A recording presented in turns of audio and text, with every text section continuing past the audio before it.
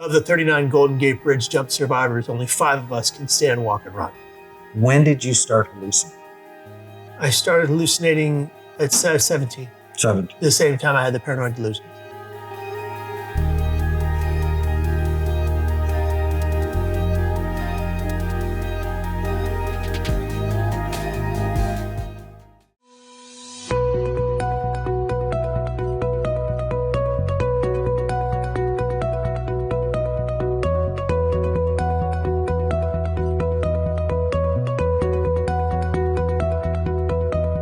So thank you so much for doing this with us. You have quite a story.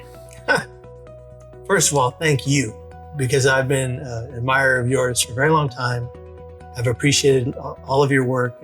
We had your DVDs back when DVDs were cool. So this is a big honor for me. Well, I hope you find it very helpful. Thank you. So to start, give me like 5 minutes summary Okay. of your journey. Sure.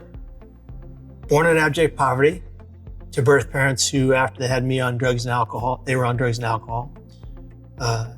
Taken away from our birth parents by the foster care system, placed in separate homes. My birth brother and I were initially together. He died right near me. How old were you when you were taken? He was 10 months older than me, so I was anywhere between, I was just a few months old. I was taken in by the Hines family at 9 months of age after my brother died. And things seemed to be going well. I started to acclimate to the Hines home. Initially, I was a very sick child because of abandonment issues and a detachment disorder from reality that had occurred after my brother died and after being taken away from our birth parents. Grew up in a very stable home, loving family, a beautiful life. At 17, it all came crashing down. And I always say my brain broke. I had a complete mental breakdown on stage in front of 1,200 people. I was a theater kid playing one of the leads in the show on opening night. I believed that 1,200 people were going to simultaneously rush the stage and end my life. So I ran off stage in the middle of the play. The theater director had to resume my position to finish the show. I was very soon thereafter diagnosed with bipolar type 1 with psychotic features, which I haphazardly battled, believing I didn't want to have that diagnosis. I didn't like it. I didn't want to be labeled mentally ill. I just wanted to be the kid that was the WCL football champion, the wrestling champion, the football team, went to state, all this stuff. So I wanted it to go away. And so I was in denial. And at 19, in the middle of that denial, I became so good at silencing my pain, having hallucinations, auditory and visual, paranoid delusions, believing that people were out to get me, trying to hurt me, trying to kill me. Constant manic episodes followed by depressive episodes, because once you go up, you must come down, and panic attacks and the like. And I kept it all to myself. I convinced my father on September 25th of the year 2000 that I was going to be okay going to City College to have the day. On that day, I attempted to take my life by jumping off the Golden Gate Bridge, a method of suicide which is 99.99% fatal. Fell 240 feet, 25 stories, closing in on 80 miles per hour, nearing the speed of terminal velocity, and I prayed that I would live. Instantaneous regret from the millisecond my hands left the rail, which is actually very common with suicidal actions. And in the water, I was drowning, and a sea lion bumped me to the surface and kept me afloat until the Coast Guard boat arrived behind me. These wonderful Coast Guard officers saved my life, secondarily. And then this back surgeon, one of the foremost back surgeons on the West Coast, came in. He was apparently not supposed to be there that day. Did a surgery on me at the time that was the first and only of its particular kind. He invented it for me to reshape my back with titanium to save me the ability to stand, walk, and run. Of the 39 Golden Gate Bridge jump survivors, only 5 of us can stand, walk, and run. It was a rough road after that. 10 psych ward stays in the next, from 2000 to 2019. But after the third involuntary psych ward stay, I kind of got hip and got wise to it, and I became self-aware. When did you start hallucinating? I started hallucinating at 17, 17. the same time I had the paranoid delusions. Does it come in cycles? As you know, when I think of bipolar, I think of people that have long periods of normal, periods of deep depression, and then periods of mania. But they last like weeks or months at a time. You're in one state, then the other state. So I would rapid cycle. You're a rapid cycle. So I would skyrocket into mania Monday, Tuesday, Wednesday, and I'd crash into depression Thursday, Friday, Saturday, Sunday. And I'd stay in that depression for some time. And then I'd come back up. How was school? Tell me about school. What level? I was in grade school. It was awful. I was in an all-white school. I was the only part black kid in the school, and it was brutal. They treated me like I was. They told me I was garbage. The 8th graders picked me up and put me in garbage cans and said that's what I was. This is what city? San Francisco. And other kids would hold me down and say, swing the N-word swing, to try to get away. And they were older than me. I was in 4th grade when they were in 8th grade doing that. The kids in my own class would do things like get behind me, kneel down, and then someone from the front would push me until I cracked my head on the concrete. It was awful. And how was school itself? Kindergarten through 8th grade, the issue was the biggest thing was distraction. I was very easily distracted. Things took my attention that weren't scholastic.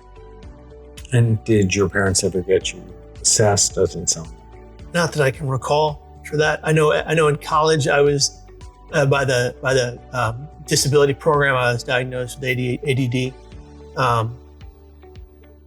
That was only a one-time diagnosis. I don't know how and did they ever give you medicine for that? No. Just the medicine for the bipolar. Yeah, no, sometimes stimulants can unbalance someone with bipolar, but just because you have bipolar disorder doesn't mean you can't also have ADD. Fair enough. When I looked at how you filled out the questionnaires, depression, panic, anxiety, bulimia, tell me about that. Yeah. In high school wrestling, it's part of the culture. Yeah, it's very much part of the culture, and the coaches are unaware. I didn't know what it was when it was happening.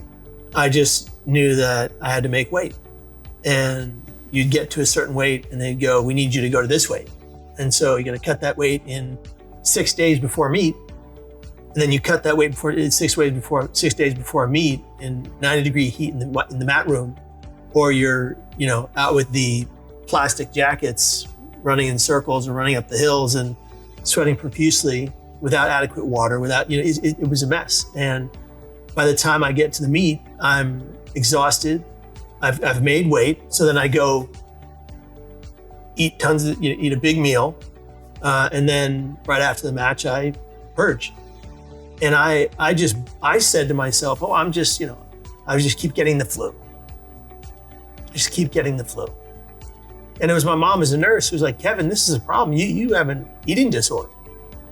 And I was in denial then, that lasted for some time. And you're how old when this is going on? Let's see, 16, 17, 18. Okay. Yeah. And then and then out of high school and out of wrestling, I got that under control, and that wasn't happening anymore. I still hadn't labeled it yet or felt I needed to, but then at 2018, I developed secondary burns across my entire body because of a reaction to a new medication. And I felt like knives and needles were coming from my bones through my skin everywhere for 38 weeks, 24 hours a day. I had bloody blisters from head to toe. What medicine was it? They believed it was perfenazine that was causing this. They took me off all psych meds, all asthma meds, all allergy meds simultaneously within 24 hours. I had a complete 48-hour withdrawal-based psychosis. It was really bad. But at that time, for the 38-week period of being in that pain and living with those burns, I couldn't eat. I couldn't sleep. I was diagnosed with 5 simultaneous sleep disorders.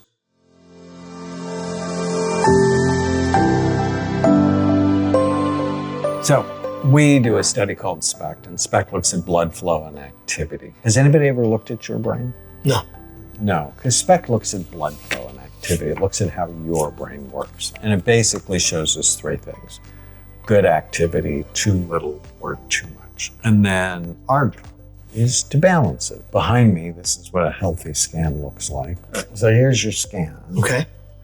And you have a lot of really good brain activity. Okay. So let us be grateful and hopeful. But you can see the trauma. Can you see this area right there? Of course. It's not supposed to have a dent right there. That's trauma. Yeah. And maybe that's trauma from hitting the water. Or from wrestling, or from some of the other things you did. And that's a dent in my brain? It's decreased blood flow. But you see this hole right here? Yeah. That's your left temporal lobe. And that's often an area when it's hurt. I often say people have dark, evil, awful thoughts. So one of my hero stories is my nephew who attacked a little girl on the baseball field for no reason, out of the blue. He was drawing pictures of himself shooting other children and hanging from a tree. It was really awful. He's 9 years old. Oh, wow. He had a cyst the size of a golf ball occupying this space. So, yeah, you can see it right here. And that can come from trauma. So, if you do what I ask you to do, and it works like we hope, this is how much better it can be. A whole bunch better. Oh, okay. Wow. Every day, you want to love your brain. So, the big thing I add to the sort of mental health discussion is it's not mental health, it's brain health. Brain health, yeah. The brain can continue to just get better and better if you do the right things. Okay. Now, let's look at the inside. It's pretty impressive. You have a very busy brain. Your cerebellum, so this is that quality control part we talked about. Yeah. It's great. Okay. It's beautiful. Good. It's the cerebellum of an athlete. Oh, nice. But your anxiety centers are really busy, and your mood centers are busy. I'm gonna put you on a really good multivitamin that's brain directed. It's loaded with Bs that'll help stabilize your mood. Omega-3 fatty acids, vitamin D, like I think so important. And then I want you to keep me posted on how you do. I promise I will. Good.